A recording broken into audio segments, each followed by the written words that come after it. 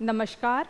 आपका शालिग्राम एकेडमी के YouTube channel पे स्वागत है। मेरा नाम ज्योति है और मैं आपको पैथोलॉजी पढ़ाऊंगी।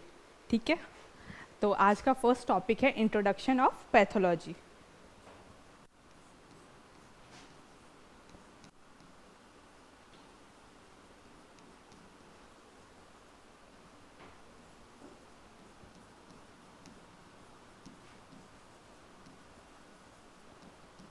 पैथोलॉजी शब्द ग्रीक लैंग्वेज से लिया गया है। तो पैथोलॉजी वर्ड ओरिजिनेट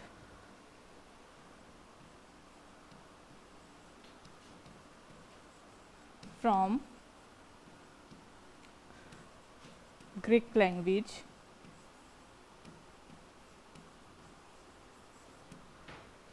अब पैथोलॉजी वर्ड को अपन दो पार्ट में डिवाइड करेंगे।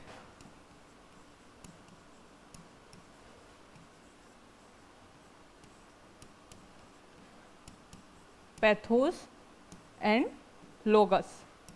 ठीक है, पैथोस वर्ड का मतलब होगा डिजीज एंड लोगस वर्ड का मतलब हो गया स्टडी। ठीक है, तो पैथोलॉजी में अपन डिजीज की स्टडी करेंगे। तो इसकी डेफिनेशन क्या हुई? Pathology is a scientific study of disease of the body.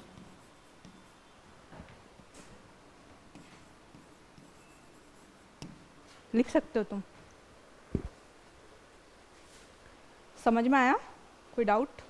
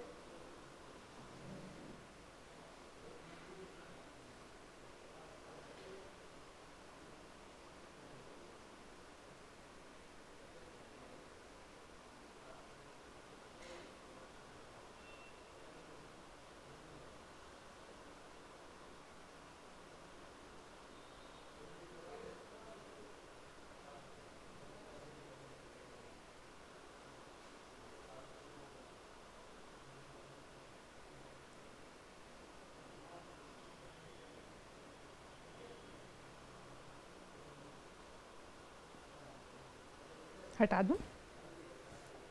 तो अब अपन को पता चल गया पैथोलॉजी शब्द का मतलब क्या है, पैथोलॉजी क्या है। ठीक है, अब जो पैथोलॉजी में डिजीज़ होती है उसके प्रोसेस के, तो उसके कुछ एस्पेक्ट्स होते हैं। ठीक है, 4 मेन एस्पेक्ट्स के बारे में अपन पढ़ेंगे पहले। ठीक है, तो pathology consist 4 main aspects of disease process.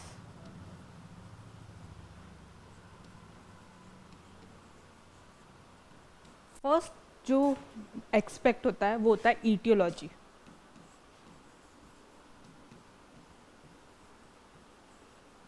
अब ईटियोलॉजी में क्या पढ़ेंगे, तो कॉज ऑफ डिजीज़।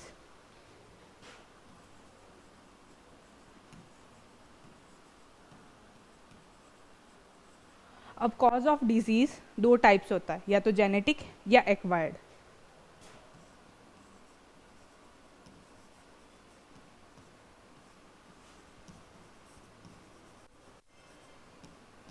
अब जेनेटिक कैसा होगा, जो बाय बॉर्न डिफेक्ट होगा, ठीक है, बाय बॉर्न डिफेक्ट,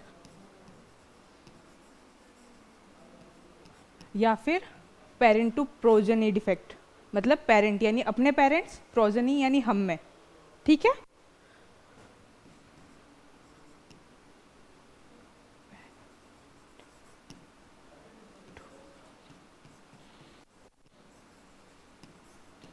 ठीक है, एक्वायर्ड इन्फेक्शन जो इन्फेक्शियस डिजीज़ होती है, जो हमको होती है अपनी लाइफ में, इन्फेक्शियस डिजीज़, जैसे तुमको जुकाम हो गया तो एक्वायर्ड किया ना तुमने, तुमको बचपन से तो नहीं था ना, जैसे कोविड हुआ तो वो एक्वायर्ड हुआ ना, वैसे तो इन्फेक्शियस डिजीज़।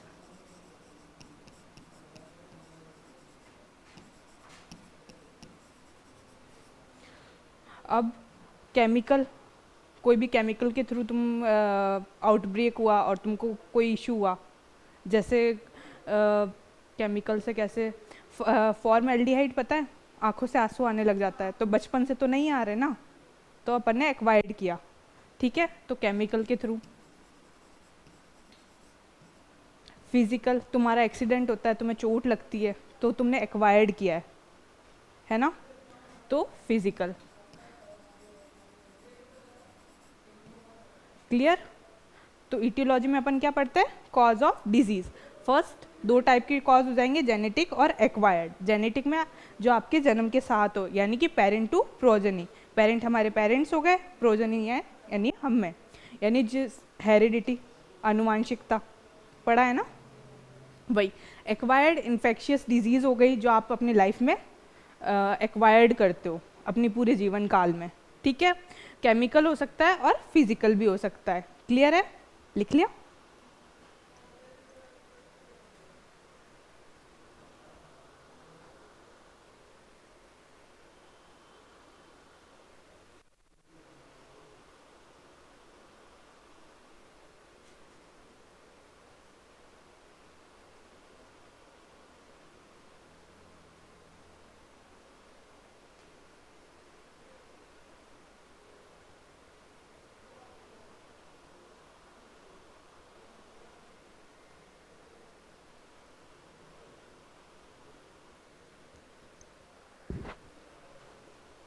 क्लियर। तो अपन सेकंड एक्सपेक्ट में पढ़ते हैं पैथोजेनेसिस।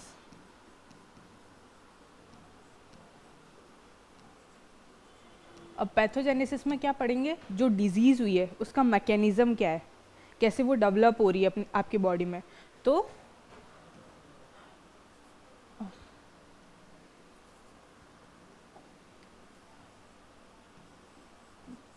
Development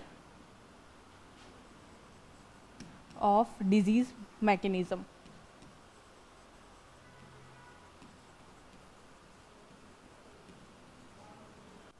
clear. अब कैसे डेवलप होगा, तो अगर जैसे कोई आपको डिजीज़ हुई है, फूड बॉर्न डिजीज़ है, तो फूड बॉर्न डिजीज़ है, जैसे टाइफॉइड हो गया, तो आपके कैसे फूड और वाटर से हुआ, कहाँ जाएगा, स्मॉल इंटेस्टाइन में इन्फेक्शन कॉज करेगा, कैसे जाएगा, कैसे वहाँ पहुँचेगा, क्या क्या डिजीज़ कॉज करेगा। तो एक तो होगा इन्फेक्शियस डिजीज़ की, ठीक है। दूसरा मैलिग्नेंसी हो गई कोई, तो वो कैसे ट्यूमर फॉर्म हुआ, कैसे बिनायन था, फिर मैलिग्नेंट में चेंज हुआ, ये सब चीज़ें। क्लियर। तो अपन पैथोजेनेसिस में ये सब चीज़ें पढ़ेंगे। Third, morphological studies.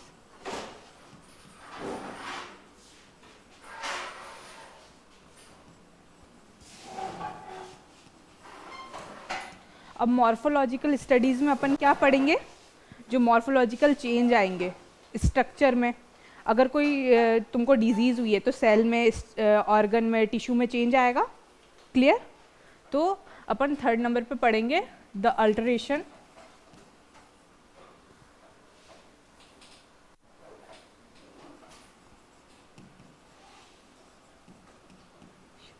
Of structures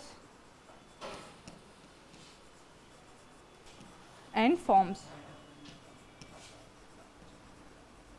यानी जो चेंजेस आए उसके बारे में अपन पढ़ेंगे, ठीक है। अब मॉर्फोलॉजिकल स्टडीज़ अपन माइक्रोस्कोपिक लेवल पे कर सकते हैं, तो किस टाइप की स्टडी होगी, किस लेवल पे होगी, तो माइक्रोस्कोपिक लेवल पर।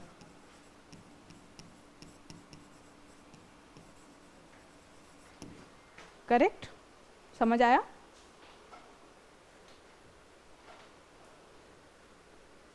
फोर्थ होता है पैथो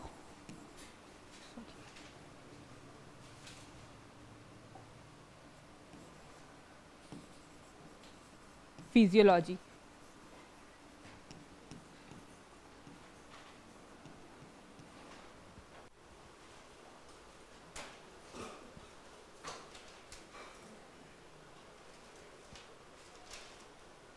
अब पैथोफिजियोलॉजी में फर्स्ट चीज़ अपन जो देखते हैं साइन एंड सिम्टम्स।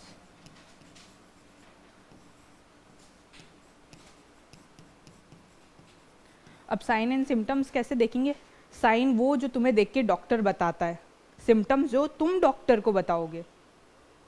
समझ में आया। जैसे अगर तुमको जॉन्डिस हो गया तो आइज देख के, नेल्स देख के डॉक्टर बताएगा कि तुम्हारे पीला हो रहा है, तुमको जॉन्डिस हो सकता है, ठीक है। या फिर तुम्हारा हीमोग्लोबिन लेवल कम है तो वो आंखें देख के बता सकता है ना। तो वो साइन होंगे जो डॉक्टर बताएगा। सिम्टम्स तुम डॉक्टर को बताओगे, जैसे तुमको जॉन्डिस हो गया तो स्टमक में क्रैम्प्स आ रहे हैं, करेक्ट। तो फर्स्ट पैथोफिजियोलॉजी में आता है साइन एंड सिम्टम्स, फिर प्रोग्नोसिस। अब प्रोग्नोसिस क्या होगा, तुमने डॉक्टर को बताए अपने साइन और सिम्टम्स, क्लियर। प्रोग्नोसिस किसी भी डिजीज़ का टेस्ट देने से पहले एक डॉक्टर एक लेवल तक पहुंचता है कि तुमको ये डिजीज़ हो सकती है, करेक्ट। तो उसको बोलते हैं प्रोग्नोसिस, डायग्नोसिस नहीं, प्रोग्नोसिस, क्लियर। थर्ड स्टेप हो जाएगा कॉम्प्लिकेशन। अब कॉम्प्लिकेशन क्या है, तो अगर डिजीज़ आपको हुई है, आपने मेडिकेशन लिया है, बट कॉम्प्लिकेशंस होते हैं, डिजीज़ में प्रॉब्लम्स आती है, जैसे ब्रेन हेमरेज हो जाए तो उसमें इशू आएगा ना, तो वो सब चीज़ें आती है कॉम्प्लिकेशन के अंडर। तो ये जो आज हमारा फर्स्ट टॉपिक था इंट्रोडक्शन ऑफ पैथोलॉजी, यहीं ख़त्म होता है, ठीक है। लिख लो।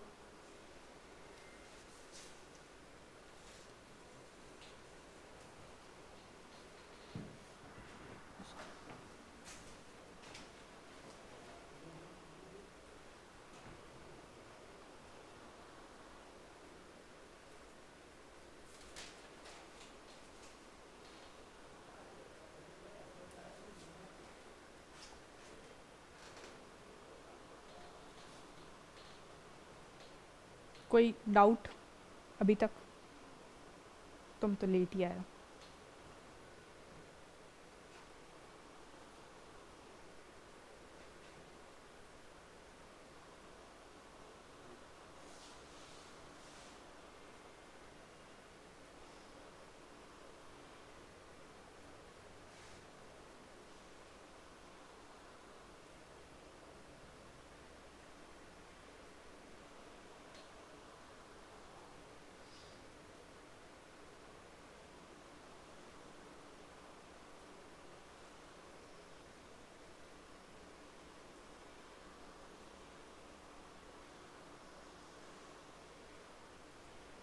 कोई वर्ड जो समझ में नहीं आ रहा तो वापस पूछ सकते हो, ठीक है। यहाँ मेडिकल साइंस में हर वर्ड का एक मतलब होता है, वो पता होना चाहिए, ठीक है।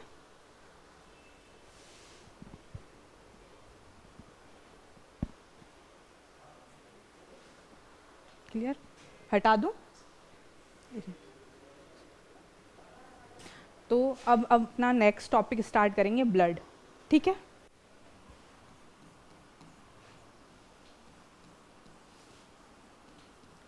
तो अब ब्लड क्या होता है, ब्लड के बारे में कुछ जानते हो, कोई आइडिया।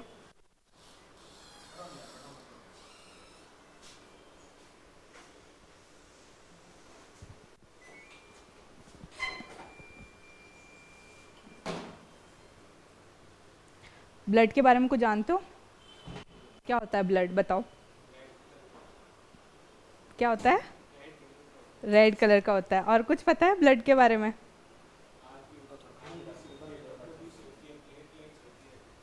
आरबीसी होती है और कुछ नहीं पता? तो ब्लड एक special type of connective tissue होता है, of connective tissue.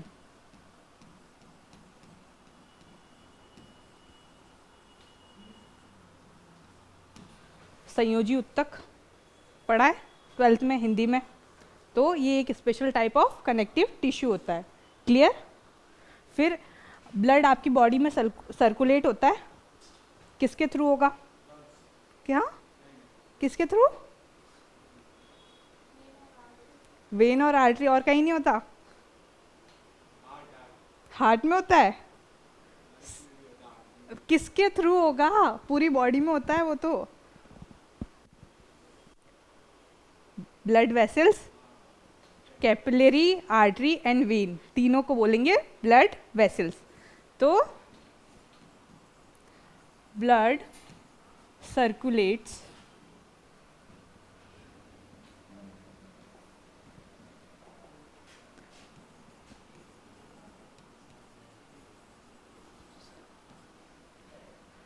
in whole body through blood vessels.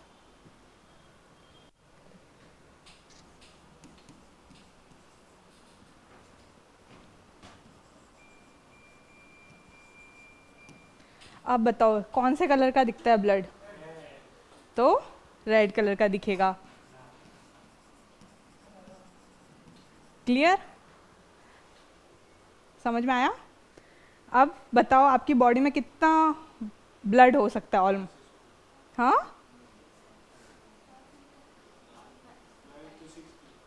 कितना? 12 to 16। आप बताओ ब्लड कितना होता है आपकी बॉडी में? 4 से 5 लीटर। और आपका आंसर क्या है? बोलो। हाँ, 5 लीटर। तो वॉल्यूम इसका होता है ऑलमोस्ट 5 लीटर। ठीक है? क्लियर? अब बताओ ब्लड का पीएच क्या होता है? कितना? 7 पॉइंट एल्कलाइन होता है। एल्कलाइन होता है, करेक्ट। एल्कलाइन तो होता है। आगे? हाँ, 6.5। तो पीएच होती है 7.35 से 7.45। क्लियर? दूसरा, एल्कलाइन इन नेचर।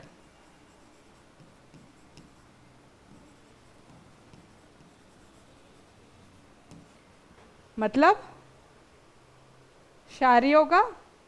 एल्कलाइन मतलब क्षारीय। दूसरा, ओपेक होता है,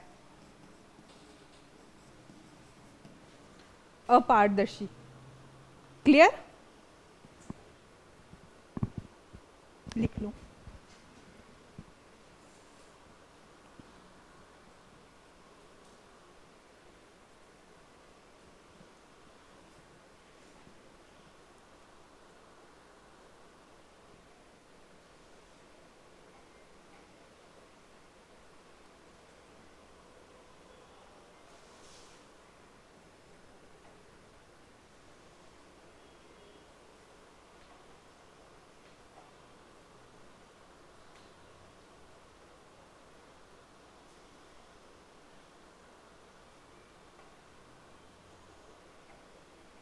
और क्या जानते हो ब्लड के बारे में? प्लाज्मा होता है। अभी तक तो नहीं था। अभी तक तो सिर्फ आरबीसी, डब्ल्यूबीसी और प्लेटलेट थी। अभी थोड़ी देर पहले तो पूछा था। कितनी परसेंट होता है? 55% होता है। और आरबीसी डब्ल्यूबीसी? हाँ, 45। प्लेटलेट नहीं होती उसमें? क्लियर कर दूं? तो अब पढ़ेंगे हम कंपोजिशन ऑफ ब्लड।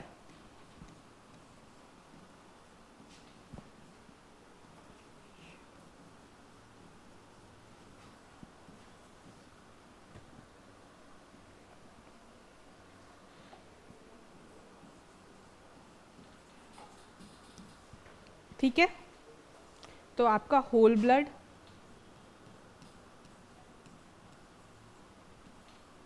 दो पार्ट में डिवाइड होता है।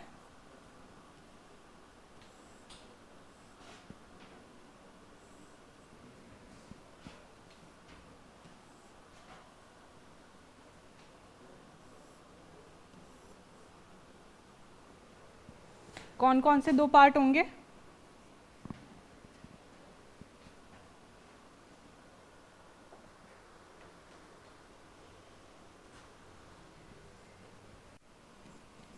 प्लाज्मा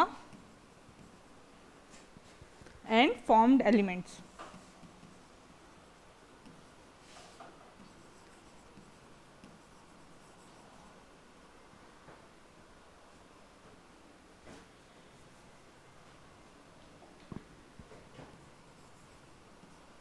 ठीक है, प्लाज्मा कितना होता है? 55%। ठीक है, और फॉर्म्ड एलिमेंट कितने होंगे? 45%। ठीक है, अब प्लाज्मा में भी तो कुछ चीज़ें होती होगी ना? होती है ना? कौन कौन सी चीज़ें होगी बताओ?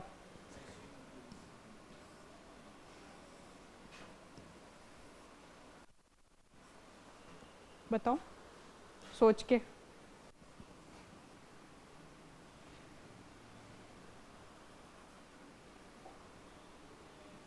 फर्स्ट होते हैं प्रोटीन्स। होते हैं ना प्रोटीन्स? कौन कौन से होते हैं?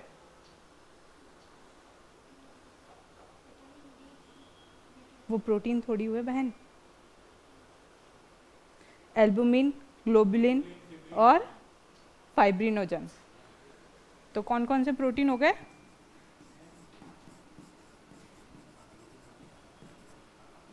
ग्लोबुलिन,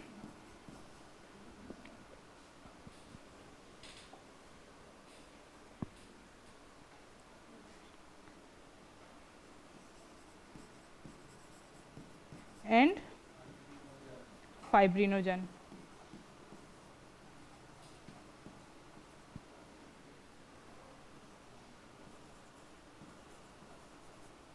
ठीक है, और क्या होता है? कार्बोहाइड्रेट होती है या फिर अमाइनो एसिड्स?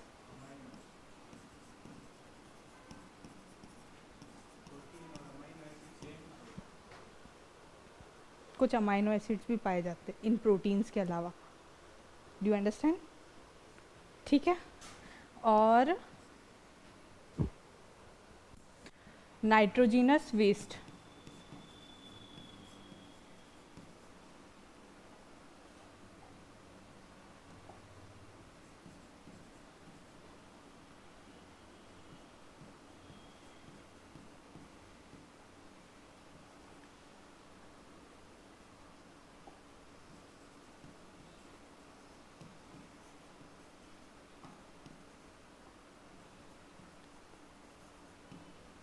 उसके अलावा न्यूट्रिएंट्स।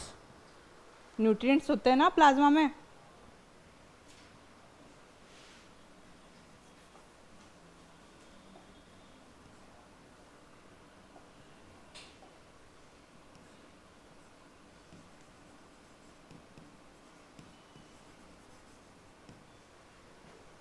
ठीक है, उसके अलावा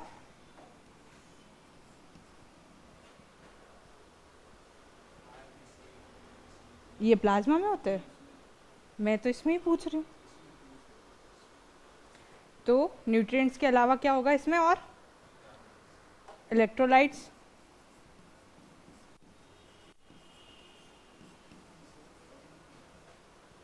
और कुछ भी हो सकता है? बताओ। गैसेस, इसको हटा रही हूँ ऊपर से थोड़ा सा।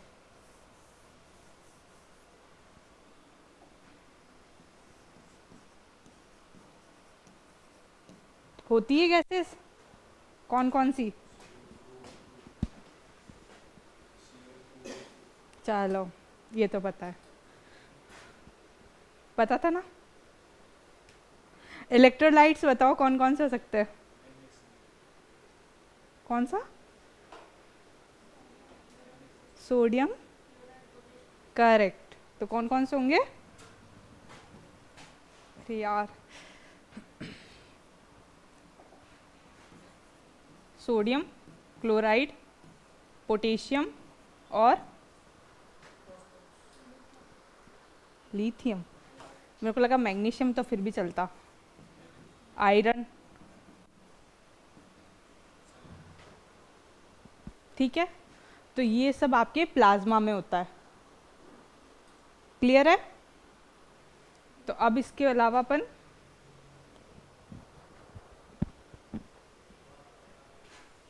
नेक्स्ट पढ़ेंगे फॉर्म्ड एलिमेंट्स के बारे में। इसको हटा दूं? लिख लिया पूरा?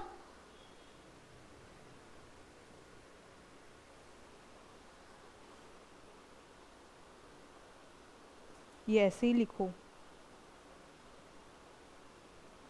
चार्ट ऐसे ही बनाना।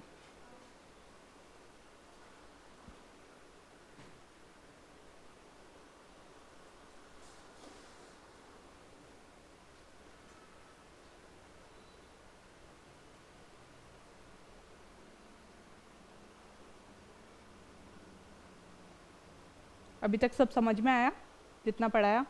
कोई डाउट हो सकता है तो